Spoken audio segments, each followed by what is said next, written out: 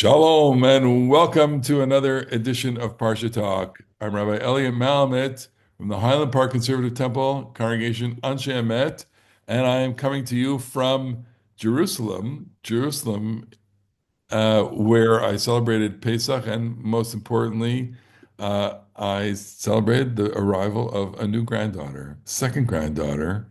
I don't have a name yet. She was born on the second day of Pesach, which happens also to be the birthday of my grandmother. So my bubby Ida, may she rest in peace. And this child is a beautiful little girl, born 7.5 pounds on the second day of Pesach, Hadassah Hospital, and Mazel Tov to Gabi and Yaakov, and to big sister Amalia, and to the entire, I'm going to say, the retinue, the family in Kol Yisrael. We're really thrilled. So I'm joining you from Jerusalem. Welcome to my good friends, Rabbi Jeremy Kalmanowski, Anshe Chesed, New York City, I wish I was Aaron joining you from Chesler, Jerusalem. and he's from the Jerusalem of Long Island, I guess. Yeah. The Vilna of Long Island. Yeah. We want to wish everybody a happy Pesach. Although on day 558 of the war, it's not a happy Pesach at all for the families of the 59 remaining hostages, 24 who are presumed to be alive. So, as usual, and as regretful as it is to say usual, we're constantly thinking about them, and thinking and praying for their return. We cannot have a full Pesach without them. And I think that extends to the entire country and the people of Israel. We can't have a sense of completeness in this state of where these people are still being held hostage, and there's still a war going on, and these families are grieving the absence of their loved ones. And so we are mindful of that as we So we might add at this moment that it gave additional meaning to the Yachas, the breaking of the matzah. Our community is broken, and in the Seder, the matzah has to be reconstituted for the tzafun, so to speak, at the end, which is an injunction to the community to do what it can to repair the incompleteness present among the Jewish people today. Right. We didn't talk about this in preparation, but in what way was this? We talked about it last week, what we were going to do. So we actually did, have little salt water of sipping of that at our Seder. And there were things we added, prayers, of course, and lots of conversation about the questions, the unanswered questions. Why are they still there? That was a question that we discussed. And also, I think, the I wrote a chart comparing Eli Sharabi and Eli Wiesel, and for whatever reason, that stimulated a lot of conversation. Elie Wiesel, I found some things online that he had lost, he was like 30 kilos after liberation, and Ali Sharabi weighed like 40 kilos after his release. And on and on, both spoke at the UN, both were lost their entire families. And in a sense, I don't like to bring the frame of the Holocaust to the experience right now, but it just struck me because of the coincidence of their names and the real contrast. Here an Eli Sharabi, a Yemenite Jew, and a Hungarian Jew, um, and they share now two ends of a Jewish experience of being, Shalom, b'chol davar omdim aleinu lechalotenu. To say those words in the Haggadah today, they resonate in a much deeper way than they did even a few years ago.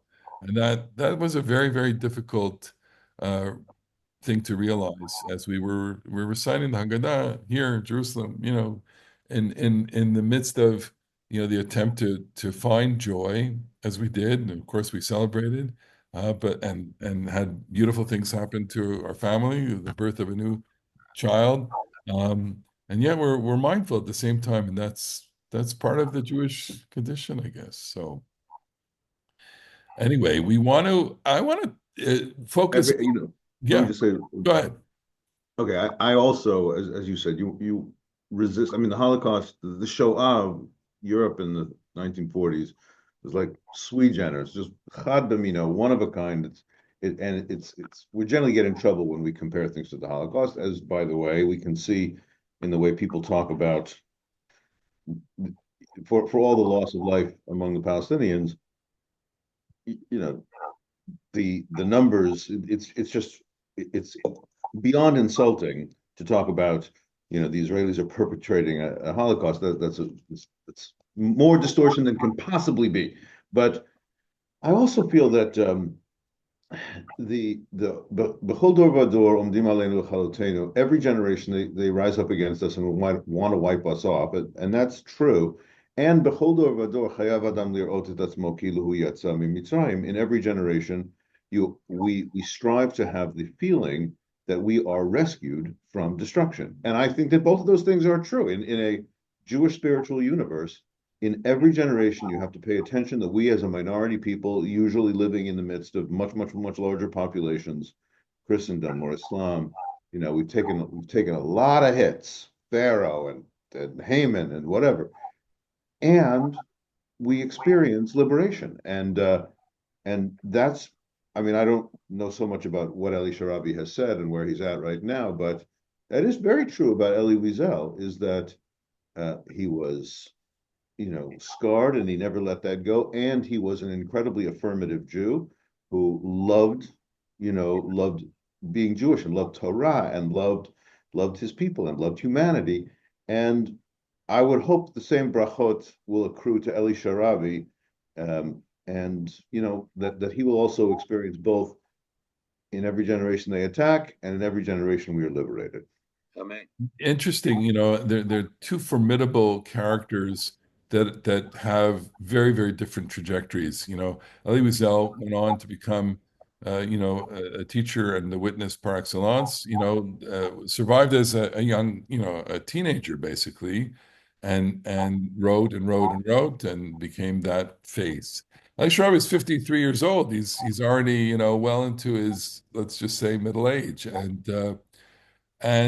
his whole family's been destroyed, and he's not a writer, but he's a formidable figure, and has done already courageous things. Speaking at the UN, I think is very courageous, and look, to go through that and to stand in public and to be a symbol to people and to embrace that.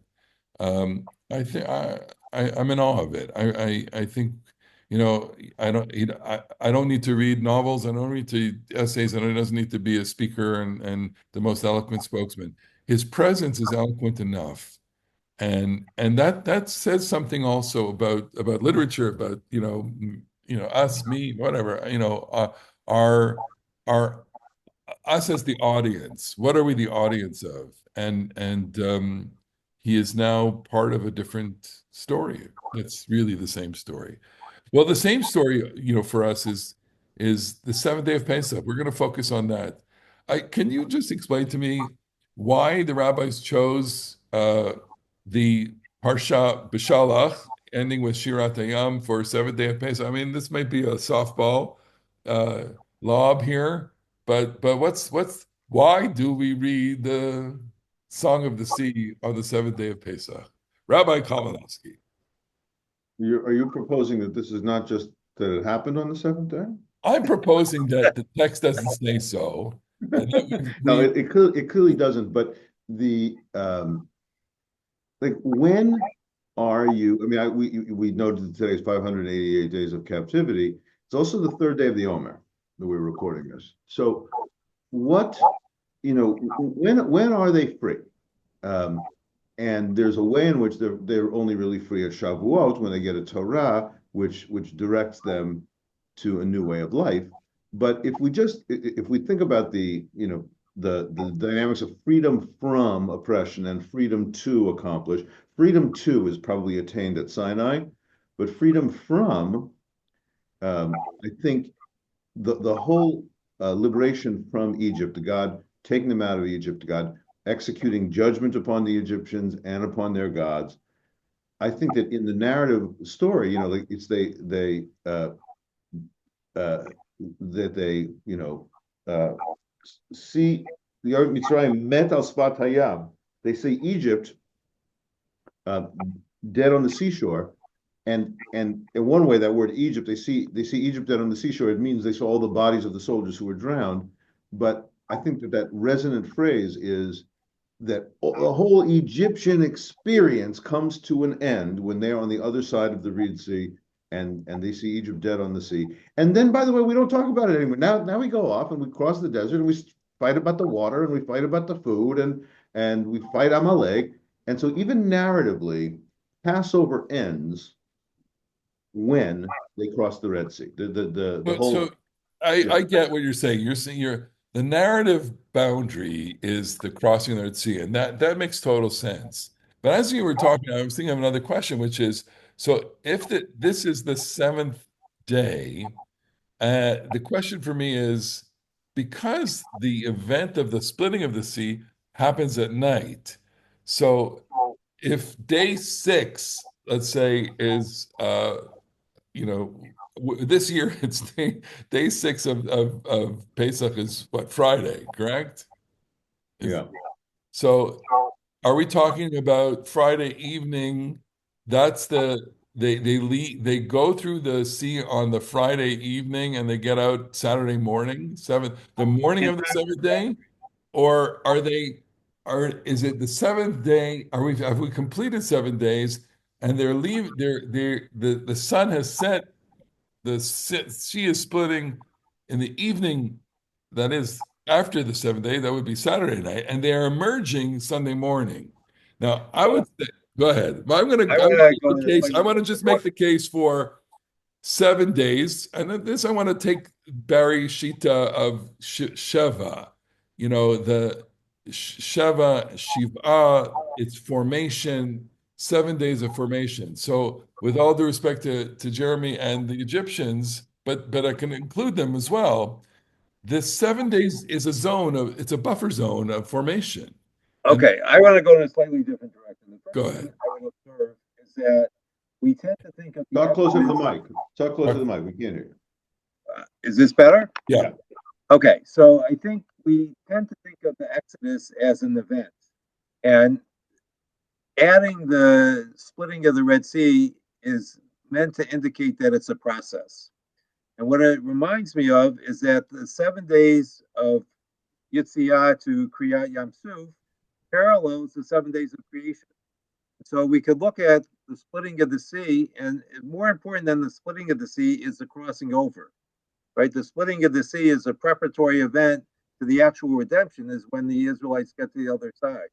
Just like I think, in a significant way, God resting on Shabbat is not significant unless Jews also rest on Shabbat. That God's action needs the completion of the human element as well.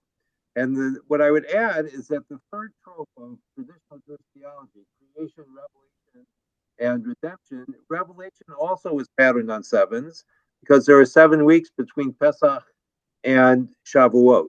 And so Pesach is seen on a grand scale as culminating in revelation, the receiving of Torah. So we have these three processes: creation, revelation, and redemption. And I think that it makes for a powerful image as we go through our lives. Nice. Nice. But I'm still kind of wondering then, is the seventh day completes this whole trek, and then so they it's the morning of the eighth day when they stand and they sing, because everything leads as the story is being told, it's Moshe, it's as Boker, so it's uh Ashmarat Haboker. Ashmore and Boker. Just find the verse for me. Kol Laila. We'll talk about that in a second. Verse 21. Um,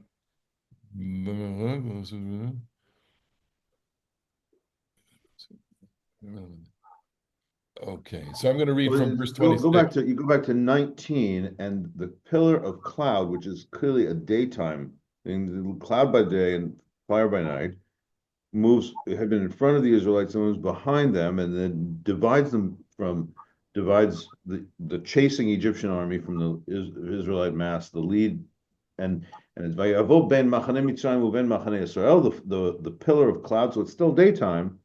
It goes between those two camps. Vayhi hanan v'achoshech, and there's the cloud and the darkness. Vayaer et halayla, which seems to mean illuminated the night. V'lo karav zeh kol halayla, and You're all verse night 21 long. now, 20 and 21 of chapter 14. Okay. Right. All right. And just to zoom a little bit, it's verse 24. Vayihi ba'ashmoret haboker. It was on the morning watch, basically, the time frame on the cloud. Vayashkef Adonai al machane Mitzrayim.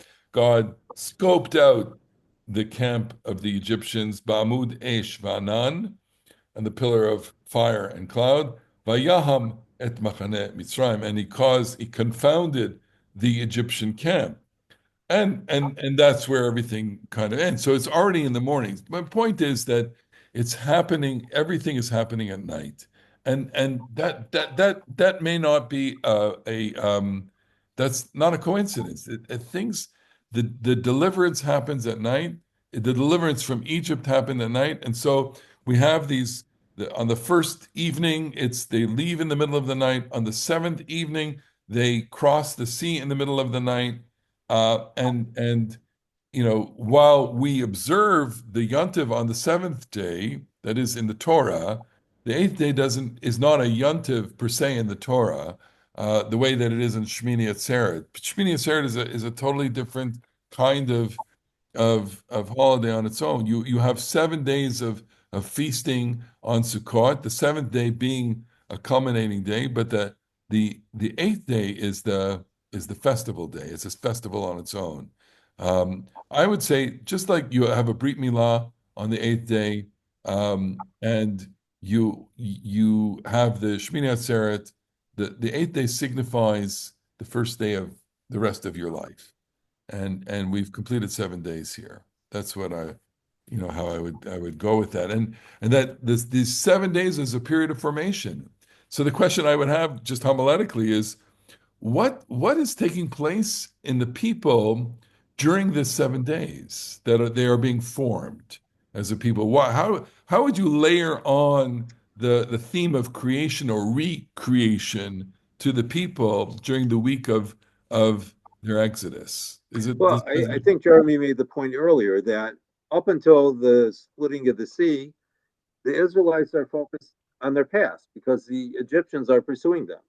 So they've left Egypt physically, but they have not left Egypt behind. But once they cross over, they see all the dead Egyptians on the shore. They know that Egypt is gone physically, but also spiritually as well. And they could begin their life as a free people only now. Is it death and rebirth, or is it death and birth that are the boundaries here? The dead Egyptians, the reborn Israelites? Are you? Yeah, I think death and rebirth, but it's also the Dorba, what is it? Dorba, Dorba. Never get my Dorba, generation comes and generation goes. So one generation comes to an end. That's the generation of enslavement, and the new generation of the free people begins. It's the same people, but two separate stages of their life. And while it's certainly true in many ways, we can never escape our past, we can put it behind us at certain points in our lives. So this is the defining moment. Rather than having the Exodus as the defining moment, the emergence from the water is the defining moment, basically. Or maybe that is the Exodus, right? Yeah. Like I think I forget exactly. I think somewhere in the Gemara it refers to the book of Exodus, book of Shemot, as Mechilta de Napkuta. It's the book of, or maybe Sifra de Napkuta. It's the book of coming out, emerging, leaving, and they really have not left. They haven't left the fear or the vulnerability until they're on the other side of that water, and then the next phase of the journey begins. So maybe the metaphor, Elliot, that we want is birth. So the Exodus is in the womb, and the crossing of the sea is the actual birth. Okay, So, so not to be so too now the yeah. people are born anew once they've crossed the Sea of Reeds. Okay, so not to be too graphic about birth here, but we have this perception because we have seen the movie The Ten Commandments so often, that the walls, "V'hamayim lahem choma miminam umismolam," that the walls mean certain things, and that it's you're walking through straight walls. I put my hands like this, but I'm thinking like there's a cocoon around them, or that there's an enclosure around them, and that if you are the a person within you who's walking through, it doesn't make any difference whether or not the wall is exactly a line, or is a parallel line to your path, or an oval. You A wall doesn't necessarily need to be straight. A wall can be an oval wall, or it can be a cocoon, so that you're shaped, you're within this cocoon, or So, within this enclosure. And so what's moving through the water is an enclosure of the people protected. And that's what Moses has created by stretching out his hand. Go so ahead. I would stress again the birth metaphor because the fetus is surrounded by water, and immediately preceding the birth is the breaking of the waters, and that's when the Egyptians are drowned. The water breaks, the walls collapse, and Israel emerges on the other side.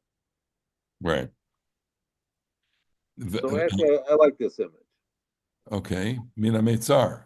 All right, from the narrow comes the redemption. Well, so I was, as I was preparing for this, I was thinking about the scene of Moshe, and looking at the words, Nete Yadcha. It's going back to verse 15. Matitzakalai. We've talked about, this beautiful moment where the people are complaining, and Moses, really turns to God, although what Moses says to God is not recorded here. And God responds to him and says, Ma titzak, why are you crying out to me? Daber al bnei Yisrael v'yisau, speak to the people and go.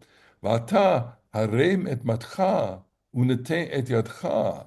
Lift up the staff and extend your arm al hayam uvikaehu. And let Israel go into the sea by Yabasha. And for whatever reason, I'm struck by I'm trying to imagine what Moses looks like, okay, or what is the picture that the Torah is trying to convey into my imagination. Harem et marcha, raise your hand, raise your staff, unateh et yadcha, and extend your arm. So the picture then is one hand has the staff and the other is the arm, okay? And that's an Egyptian icon. I don't know if you've seen these pictures of the pharaoh with the extended arm like this. And so what the Torah is trying to describe is, the holding the one thing in one arm and having your arm outstretched in another way, and and yet it's not like this, but it may be like this. And I'm not sure that there's a big difference, and I'm stuck on this, and I want to know what the picture the Torah is giving me, and why this matters.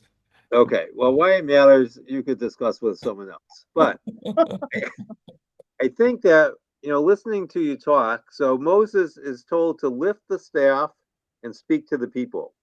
And this is counter to Jacob Milgram's understanding of Moses at the rock, where that was the thing not to do. And so I wonder if the Torah here is emphasizing Moses' role in redemption here, because he is responsible in this verse for the splitting of the sea. He's going to goad the people to action, he's going to lift the staff, and he's going to split the water. And so the people come away knowing that Moses is their protector. Mm. Yeah, I mean, so there is something going on, and as part of the thinking about this, I looked at the plagues verses, and there actually are 7 times that Moses either extends his hand, or Moses and Aaron. Vayet, the verb vayet, to stretch out, occurs 7 times. The seventh time being when he extends it at the end, and that's the culminating verse, which we read, um, where it's verse 27. God says to Moses when he's standing on the other side, extend your hand over the sea, vayeshuva amayim, let the waters come over the Egyptians, al richbov, al parashav, on their chariots. Vayet Moshe et yado, and he extends his hand al hayam, on the sea, vayashav hayam lifnot boker leitano, and the sea returns at morning to its quiet, restful state. Mitzrayim nasim likrato, the Egyptians come in, vayinaer Adonai et Mitzrayim b'toch hayam, and the Egyptians are shattered from that moment, and they're inside the sea. And so I'm really, again, I'm trying to, get the frame by frame here of the story. How Moses extended his hand over the sea went, the people are in this kind of enclosure, and then Moses on the other side. So he must have gone either at the very end of them, he must have entered the sea at the very back of the enclosure. They all get there. Then he's the last one out of the sea, out of the enclosure. He's standing on the other side. God tells him to extend his hand over, and then the sea goes back to its regular state and then collapses over the people. Does that make any sense? No. It's too hard to To have enough. imagine. It's like Exodus, 19, the ups and the downs, and it's hard to know exactly where Moses is. Maybe that is part of what it is to be Moses. Uh-huh. That he doesn't know where he is. That he is and is not with the people. Yeah. So Nice. one of the things that happens, I think, for obvious reasons, we've been influenced by the rabbinic tradition, and the rabbis don't like loose ends. So they look for details that the Torah doesn't record. But I think sometimes we lose sight of the fact that the things that the Torah doesn't record is because the Torah is not all that interested in them. And when it wants to say something, it says something directly, not between the lines. And so it may be that what we should be looking for is the point of Moses being at on the other side of the water, restoring the waters to their original condition with a lot of dead Egyptians, and not be so concerned with where Moses was frame by frame. Because that's not the Torah's concern. The Right. rabbis are more concerned with that. Well, And you're a rabbi. I'm a rabbi, no, but I want to, live in this story like always. That's this, the strategy that I use, and of course, time for a new strategy, I guess. But you know, I, part of storytelling and part of enjoying the Torah is to live inside the Torah, to live inside, to really be inside there. I have to share this with you because I was just at the library, the National Library, my first visit to the library, and there's an amazing sculpture outside of the library called Letters. These are blocks of letters, big, huge Jerusalem stone in the shape of letters, and it's the artist is talking about Sefer HaYetzirah, and you're living inside these letters, and you know you when you walk in physical letters, you're in a story, okay? And that's at least my experience of this piece of art.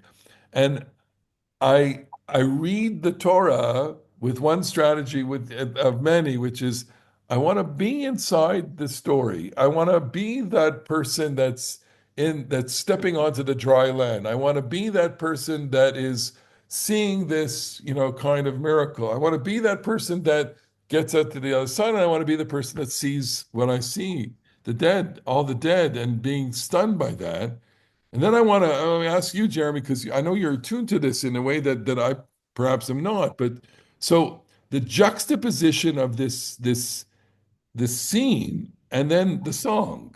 Can you take me on that emotional place? Are you attuned to that in some ways? What is going on here in terms of the emotional elasticity that is necessary for them to rejoice, exalt, sing, respond? Did you see Prince of Egypt? The Been a cartoon. while. Been a while.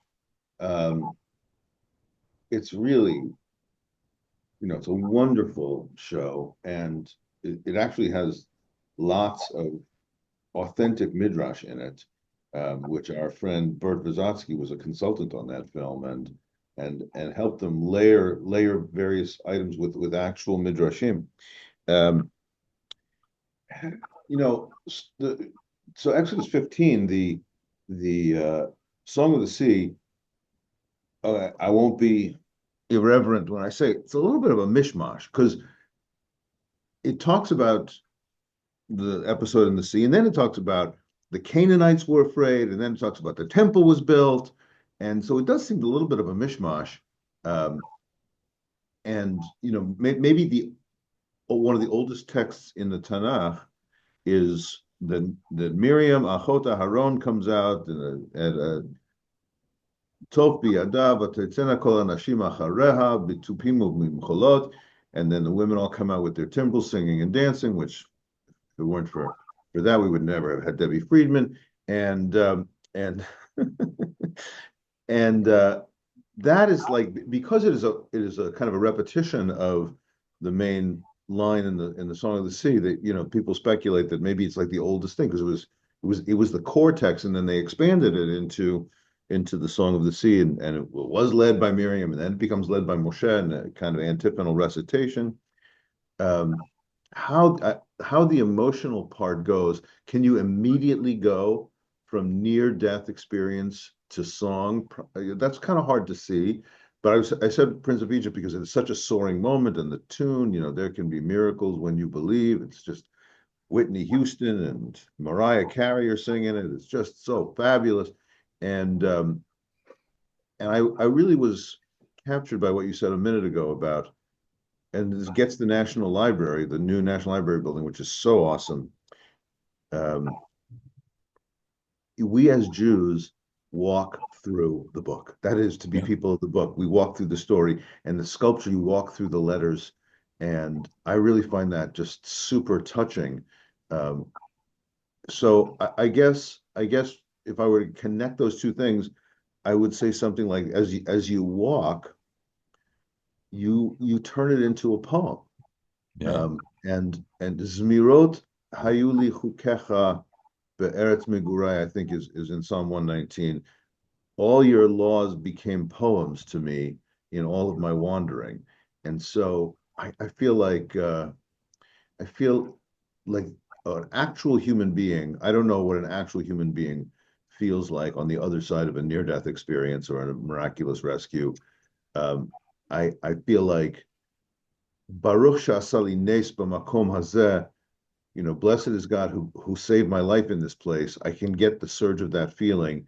And I guess what I would say is that as a Jew, as part of the people of the book, as a part of the people of the Hebrew language, to take those emotional, most electric, most, in some cases, most terrifying moments, and turn them into a song, that's like really our aspiration in this religion. Beautiful. So, I mean, Hillary, you just flew to Israel last week.